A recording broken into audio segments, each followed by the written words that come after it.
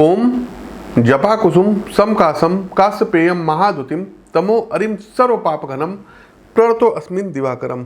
नमस्कार साथियों, 14 अप्रैल 2023 दोपहर 2:42 पर राजराजेश्वर भगवान सूर्य नारायण अब अपनी उच्च राशि मेष राशि में गोचर करने जा रहे हैं, जहां ये 15 मई तक इसी अवस्था में विराजमान रहेंगे।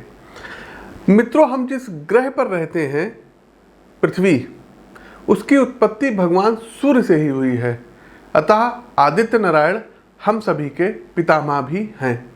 सूर्य को नारायण का प्रत्यक्ष अवतार कहा जाता है, इसलिए ये पालनकर्ता भी हैं। हमारे मन मस्तिष्क और आत्मा की जीवन शक्ति का धागा अदृश्य रूप से सूर्यदेव से कहीं ना कहीं बंधा हुआ है। इसलिए हमारे जीवन में जितनी भी घटनाएं घटित होती हैं, उन सभी को सूर्यदेव कहीं ना कहीं नियंत्रित करते हैं।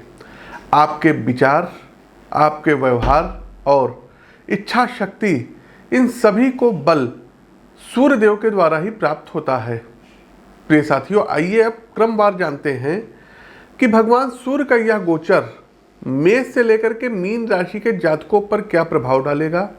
इसके अलावा जानेंगे जीवन को अधिक प्रभावी बनाने वाले आवश्यक उपाय।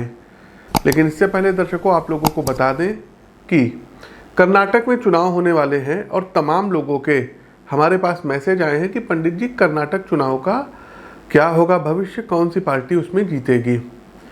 तो साथियों, इसका एक अलग से हम विश्लेषण करेंगे, वीडियो बनाएंगे। लेकिन अपने सूर्य गोचर के इस वीडियो के माध्यम से हम बताना चाहेंगे कि इस बार कर्नाटक में सत्ता परिवर्तन होता हुआ दिखाई दे रहा है। कांग्रेस पार्टी सत्ता पर आ सकती है। कांग्रेस पार्टी कर्नाटक में सरकार फिर से बना सकती है। बीजेपी जो वर्तमान समय में अभी वहां पर शासन कर रही है, वो सत्ता से जा सकती है। तो हमारी अभी के लिए यही प्रेडिक्शन है कि कांग्रेस कर्नाटक में सरकार बनाती हुई दिख रही है। चलिए आगे बढ़ते हैं साथियों। और एक चीज़ और बताना चाहेंगे कि व्यक्तिगत तौर पर मिलने के लिए आप लखनऊ आ सकते हैं, स्क्रीन के दिए गए नंबरों पर संपर्क कर सकते हैं। दूसरा साथियों, टेलीफोन के माध्यम से कंसल्ट करने के लिए स्क्रीन के दिए गए नंबरों पर आप व्हाट्सएप पर मैसेज भेज सकते हैं। और सूर्यदेव देखिए दर्शकों, उच्च के हो रहे हैं, मेष राशि में हो रहे हैं, लेकिन इनकी 7वीं दृष्टि तुला राशि पर पड़ रही है, अर्थात अपनी नीचस्थ राशि भी देख रहे हैं। सभी उपायों को आवश्यक तरीके से आप लोग कर लीजिएगा। साथ ही साथ जन्म कुंडली का व्यक्तिगत तौर पर विश्लेषण अवश्य करवाइएगा। आगे बढ़ते हैं सिंह राशि। सिंह राशि के बंधुओं, सूर्यदेव का गोचर आपके 9वें भाव में, भाग्य भाव में हो रहा है। सूर्य का गोचर कैरियर के संदर्भ में किस्मत का साथ दिलाने वाला सिद्ध होगा। भाई, सूर्यदेव आपके लग्नेश बनते हैं और भाग्य भाव में उच्च के अब गोचर कर रहे हैं, तो ये गोचर आपके लिए काफ़ी अनुकूल होगा। यदि आप कामकाज को लेकर देश से बाहर किसी संस्था से जुड़ने का प्रयास कर रहे थे अथवा अन्य किसी प्लेटफॉर्म के द्वारा अपने कार्यों को समाज के एक बड़े वर्ग तक पहुंचाने के प्रयास में लगे हुए थे, तो उसका सही समय अब आ गया है। सूर्य की कृपा से आपकी प्रतिभा लोगों के सामने आएगी, जिसका कैरियर के लिहाज से आपको काफ़ी लाभ भी प्राप्त होगा।